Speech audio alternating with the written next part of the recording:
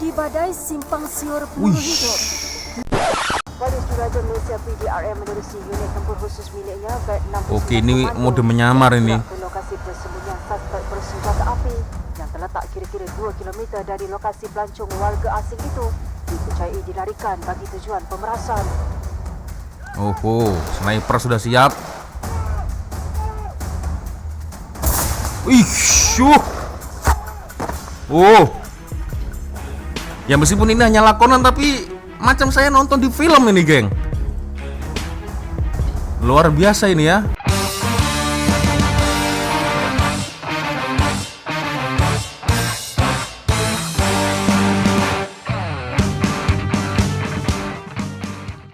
Yo Re, assalamualaikum warahmatullahi wabarakatuh. Hai Re, bertemu lagi Re. Ada saya di sini. Wak Lonjong, salam lonjong. Iya. Apa kabar kawan-kawan? Semoga semua dalam kondisi yang sehat ya. Amin ya robbal alamin. Oke Re, tanpa membuang masa ya. Jadi beberapa jam yang lalu itu ada salah satu kawan kita yang mengirimkan satu link video ya. Tapi sayang sekali dia tidak mau disebut namanya karena masalah privasi. Wah, sebaiknya tak payah sebutkan nama saya ya. Langsung saja geng, saya dikasih link video ini ya. Dan video ini geng saya kutip dari channel Sinar Harian ya, atau Sinar Channel lah ya. Oke, jangan lupa kita subscribe bersama-sama ya. Ini menarik, tajuknya adalah VAT69 atau VAT69 ya, komando selagi bernafas. Oke, ini kalau tak silap adalah jadi mereka ini bergerak atau bertindak ya, case-case seperti jenayah ya yang ada di Malaysia, kriminal, crime ya kan. Ya, kita akan coba untuk nonton sama-sama geng. Aku jadi penasaran nih seperti apa videonya. Tapi Re, seperti biasanya hanya sekedar mengingatkan ya untuk kawan-kawan yang mungkin belum sholat, jangan lupa sholat dulu. Oke Re, langsung kita mulai geng. Ini dia VAT69 komando selagi bernafas ini geng. Wow.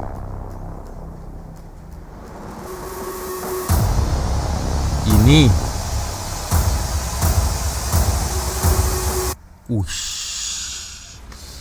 oke. Amaran geng ya. Aksi di dalam video ini sebagian daripada latihan simulasi dan dikendalikan profesional. Kandungan disiarkan bertujuan memberi informasi berkaitan unit elit negara kepada masyarakat. Oh ya betul ya. Saya pernah mendengar VAT69 ini adalah unit elit negara yang dimiliki oleh Malaysia geng ya. Darah perwira yang mengalir di tubuh tidak diwarisi daripada keturunan dan nenek moyang. Ia hasil jerih payah, titisan peluh dan keringat, di noda kesakitan tanpa belas, di badai simpang siur peluru hidup. Namun ilmu di dada, diuji jangan. Polis Diraja Malaysia. Oh, oke. Burung beri Kelabu Pasir adalah simbol kebanggaan buat anggota dan pegawai pasukan gerakan khas VAT69 selepas VAT69 untuk menjadi seorang komando. Oke. Jujurnya saya memang bercita-cita untuk menjadi polis. Jadi mungkin disitulah bermulanya untuk sampai ke tahap inilah. Oke. DSP Maslan Mohammed ya, Commander Squadron Delta Force maybe Delta VAT ya, VAT69 komando. Ia menyertai PDRM pada 3 November 2003 melepuh diri di Kuala Lumpur untuk menjalani latihan kepolisian selama 9 bulan. Bermulanya saya dalam 9 komando ni adalah pada tahun 2004. Selesai 2 minggu tu saya berjayalah menamatkan pemilihan awal tu dengan jayanya. Jadi saya berpeluang untuk pergi ke kursus asas 69 Komando. Selepas tu saya lapor balik semula ke 69 Komando untuk meneruskan kursus asas lebih kurang 5 bulan. Selepas itu alhamdulillah saya berjaya menamatkannya lah dan juga berjaya menyarung Barry Sand. Ibu pejabat 69 Komando pasukan gerakan khas ya. So berarti kalau boleh saya simpulkan geng, ternyata VAT69 ini terdiri dari beberapa orang polis, tapi ini terpilih geng ya. Jadi tidak asal semua personil atau member polis dimasukkan, tidak. Berarti ini harus melewati casting ya kan, seperti macam audisi lah ya kalau kita ngomong mudahnya itu ya. Seperti audisi harus melalui pelatihan dahulu lalu disaring lagi geng. Jadi orang-orang atau pasukan-pasukan yang terpilih sepertinya ya. Oke, kita lanjut lagi ya, geng. Pada tahun 1969, 69 Komando atau VET 69 dinamakan sempena tahun penubuhannya, telah melalui proses evolusi yang panjang. Daripada Sniper. zaman menentang komunis di hutan belantara sehinggalah kini dengan ruang lingkup penugasan di pelbagai kawasan. Pasukan khusus milik Polis Diraja Malaysia PDRM ini boleh diatur gerak melalui udara, darat dan laut dalam misinya menangani krisis keganasan demi memelihara kedaulatan bumi bertuah ini. Bagi Komander Skuadron Delta 69 Komando, Deputi Superintendent Mazlan Mohamed, komando bukanlah gelanggang menunjukkan kehebatan, namun kisah keperwiraan anak watan menjadi benteng sebuah negara merdeka. Dalam kursus asas Nasional Komando ni, dia bermula dengan Meremang pengenalan. aku. Di dalam pengenalan tu diajar berkaitan dengan medik, semboyan dan juga cara kita untuk sesuaikan diri di hutan. Nah, ini menarik ya. Poin yang ini, geng. Dalam pengenalan diajarkan berkaitan dengan medik ya, semboyan dan cara untuk sesuaikan diri dalam hutan ya. Berarti memang mereka ini memang orang-orang yang sudah dilatih, yang bisa menyesuaikan diri di dalam hutan, geng ya. Mungkin untuk melakukan misi terselubung, misi tersembunyi secara diam-diam ya, bertahan hidup di dalam hutan untuk memantau lawan, memantau musuh ya. Nah, mungkin macam itulah ya. Dan segala-galanya tentang komando Wih, latihannya. yang mesra, yang tidak ada yang lembut, semuanya keras. Semuanya adalah untuk membentuk diri kita, jati diri kita lah, berubah daripada polis biasa ke satu tahap yang lain, iaitu pasukan khas. Perkara yang memotivasikan saya adalah aku kena buat yang terbaik untuk diri sendiri. Bila ada yang terbaik ni, kita akan cuba. Bukan kita nak untuk menunjukkan diri kita ni kuat pun, bukan. Tapi saya rasa saya perlu buat yang terbaik untuk saya dan untuk negara saya. Nah, ini saya setuju ya. Jadi mereka rela ya berkorban seperti ini, geng ya, untuk diri mereka dan yang terpenting untuk negara, geng. Setuju ini aku ya. Oke, latihannya cukup berat juga ya.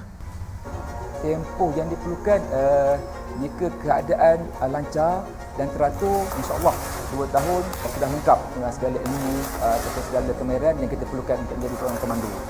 Apabila kita selesai menambahkan kursus yang wajib atau kursus lanjutan selepas daripada asas Nasional Komando tu, kita akan meneruskan dengan latihan-latihan yang telah kita jadualkan setiap tahun. Untuk mengekalkan tahap kecerdasan fizikal kita, mental kita, serta skill kita. Pih. Geng, ngeri juga, geng ya. VET 69 Komando ini ya. Mereka ditempa latihan secara terus-menerus ini ya. Aku jadi terpikir nih, jangan-jangan mungkin salah satu di antara kalian, geng, ada yang bekerja sebagai VET 69 Komando mungkin. Waduh, ini kalau saya ada kesilapan ketika mereaction, saya mohon maaf yang sebesar-besarnya, geng ya. Karena ini adalah, saya hanyalah masyarakat biasa ya, orang awam yang hanya bisa melihat ya, melihat bagaimana situasi latihan ya dari VET 69 Komando ya. Kalau ada silap-silapnya mungkin ya, sebelumnya saya minta maaf yang sebesar-besarnya lah ya. Tapi yang jelas latihan mereka ini cukup berat sekali, geng ya. Dan ini adalah orang-orang yang terpilih ini.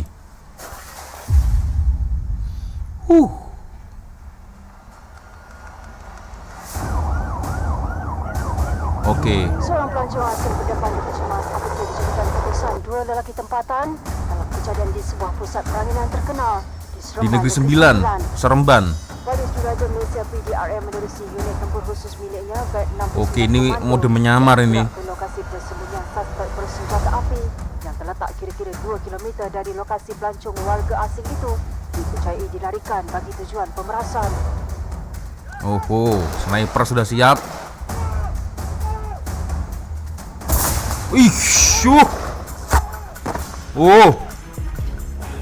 Ya meskipun ini hanya lakonan, tapi macam saya nonton di film ini, geng.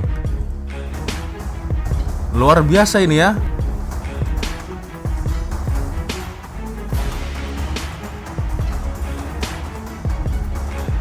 Macam SWAT.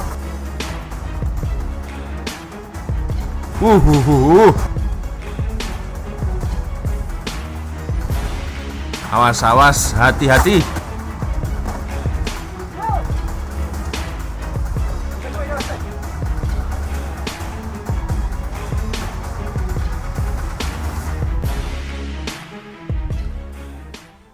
Okey. Seperti mana yang kita fahami, unit 69 Komando ini bermula daripada saya dinamakan sebagai Fighting in the jungle area. Itu permulaannya. Okey. Ini Kemudiannya unit ini telah Hamzah Hamzim, ya. Hamzah Hashim, geng. Komander FET 69 Komando. berkembang dari semasa ke semasa menerokai bidang-bidang kemahiran yang baru ataupun selepas Era komunis. so, kita berpeluang untuk mengembangkan kita punya kemahiran. Okey. Lihat sebelum ini di mana kita pertempuran di dalam hutan. Di zaman komunis kita hanya menumpukan kepada kawasan hutan belantara ataupun Ya. hutan. Kemudiannya pada awal 90-an kita dah mula menerokai taktik dan teknik bertempur di dalam kelapa sawit. Patutlah ya mereka boleh bertahan di dalam hutan, karena saya jujur geng, saya kalau tak silap beberapa tahun yang lalu itu pernah membahas video tentang FET 69, tapi ini beza ya, beza videonya, bukan dari Sinar Harian atau Sinar Channel, bukan ya. Dan ada yang berkomentar memanglah pasukan ini khusus digerakkan ketika semasa ada peperangan komunis geng ya, dan itu terjadi di hutan-hutan geng ya. Patutlah kalau mereka latihan ya bisa atau harus bisa hidup di dalam hutan geng ya, begitu. Jadi bertahan hidup dalam hutan karena memang masa itu komunis ya bergeraknya di hutan-hutan begitu geng ya. Nah seperti dijelaskan oleh abang ini ya kan, pertempuran itu terjadi di dalam hutan ya kan. Nah ini di tahun 90-an ini sudah mulai menerokai taktik dan teknik bertempur dalam kelapa sawit. Nah macam itu ya.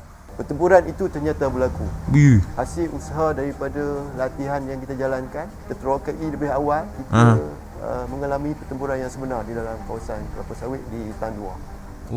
Mengimbau nostalgia sedekat lalu, masih Sabah segar ya. dalam ingatan tragedi pencerobohan pengganas Sulu di bumi Tandua Sabah yang akhirnya mencetus pertempuran di antara pasukan keselamatan Malaysia dan puak militan dari selatan Filipina.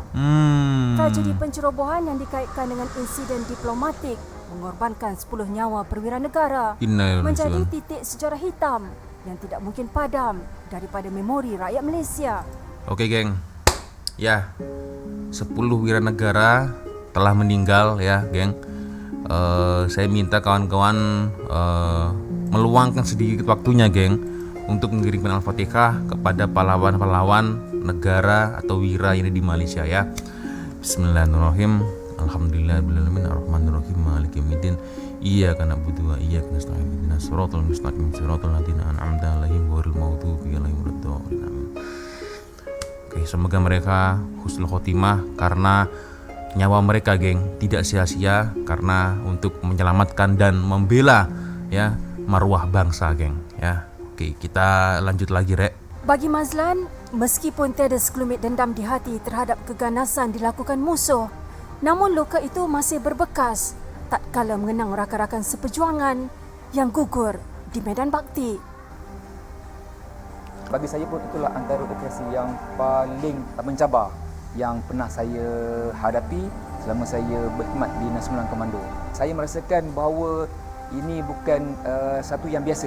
Tak tahu sebab apa, tapi ada dalam naluri ini mengatakan ini akan berlaku sesuatu yang kemungkinan lebih dahsyat daripada yang biasa. Memang kelihatan musuh jelas. Dan kita pun jelas di mata dia dan dia pun jelas di mata kita. Disebabkan ladang sawit dia grid, maksudnya susunan. Kat situ tu ruang untuk kita berlindung tu pada saya agak sedikit. Masing-masing cuba ataupun ambil advantage lah kan, peluang yang ada untuk menumpaskan satu pihak yang lain. Pada masa itu belum berlaku lagi tembakan dan saya pun duduk satu batang pokok sawit dengan membelakangkan pihak musuh, arwah DSP Zulkifli. Saya panggil dia Makju. Kami sama-sama bergerak daripada satu pokok ke pokok yang last tu lah. Jadi apabila saya menyandar ke belakang, arwah pun datang, saya berlunjur dan dia duduk atas kaki saya lah. Dalam second tu saya pun ada jeling ke depan dan nampak musuh memang berjalan. Saya ingat lagi musuh tu berbaju putih dan seorang lagi berbaju warna ungu. Arwah pun dalam keadaan yang ready. Memang dia ready untuk menembak. Dalam second tu je terus meletup di sebelah sektor Berabu.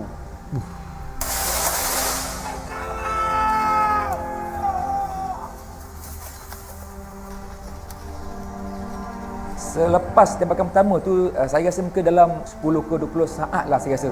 Kan arwah pun dia keluarkan kepala dia sedikit, dia menembak. Ish. Saya tu duduk menyadar lagi lah macam ni. Dia menembak. Lepas dia menembak tu, saya dengar Allah. Rupanya arwah yang bersuara, arwah menjerit. Satu peluru telah tepat masuk ke mata dia. Dan Ya Allah.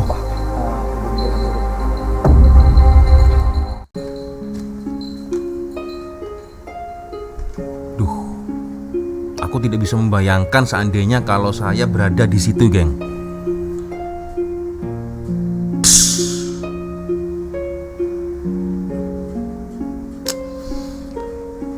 Astagfirullahaladzim.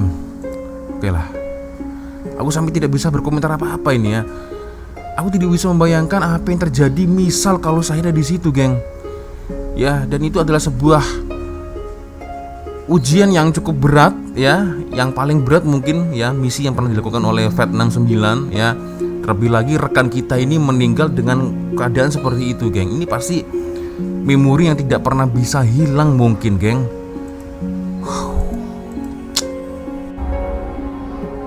Ya Allah.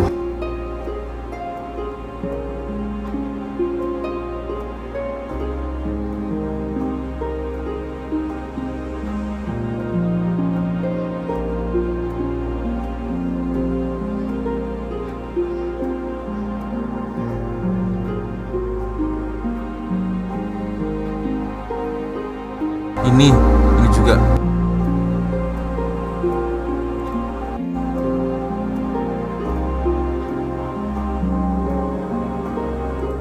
Satu, dua, tiga, empat, lima, enam, tujuh, 8 ya. 8 yang meninggal.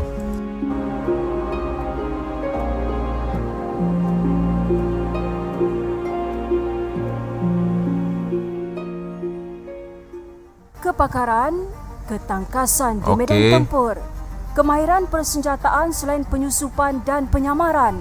69 Komando merupakan sebuah pasukan khusus bercorak ketenteraan yang diperoki peranan dan hikmatnya bagi menangani krisis dan keganasan yang kritikal Ya. sesuai dengan peranannya sebagai unit tempur khusus.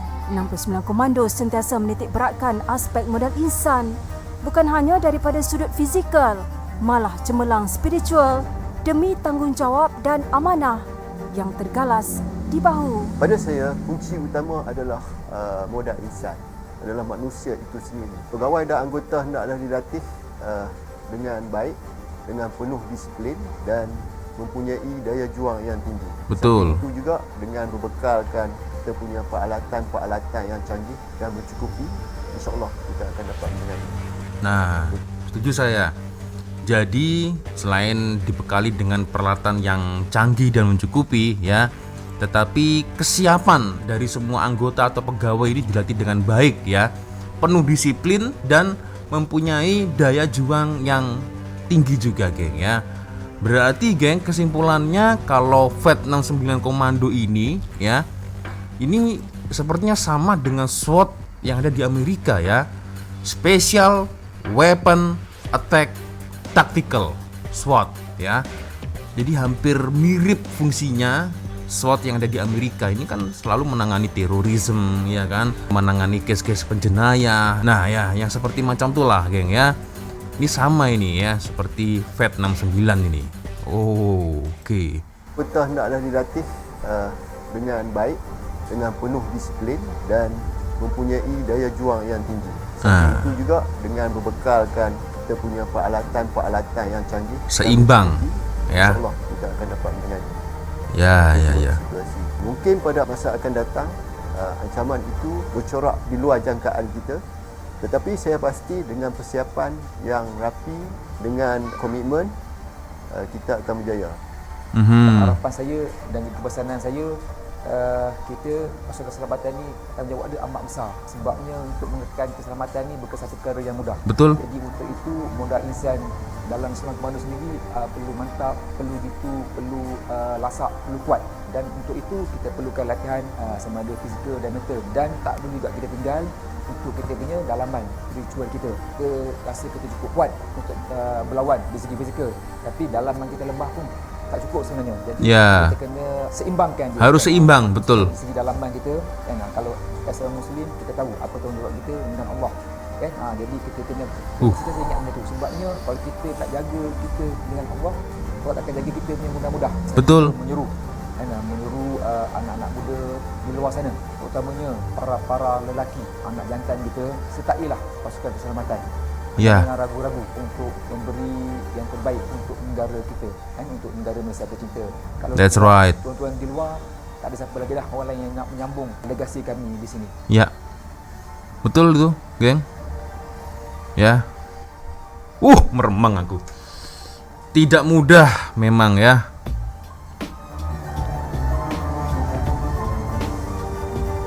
Oke. Terima kasih Polis Diraja Malaysia ya. Oke, berarti memang berawal dari Polis Diraja Malaysia ya.